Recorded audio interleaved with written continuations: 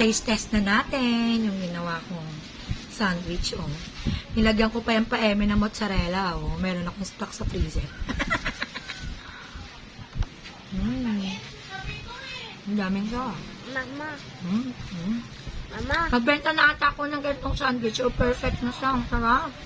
Mama. Ito. Sarap. Oh. Jacket ba to? Kain sandwich ko na.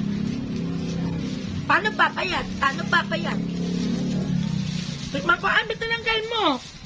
Ako na. Taste test natin yung biscuit nila. Alamansi. Ang refreshing, pero mas refreshing. Bawal sa'yo yung iba, ma.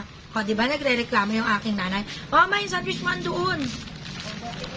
Nagre-reklamo siya. Bakit daw ito kalamansi? Lemonade nga eh. Diba? Na may pipino nga eh. Bawal nga sa kanya yung ano, diba?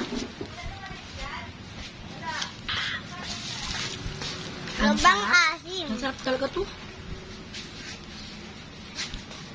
Refreshing na refreshing yung kanilang cucumber lemonade.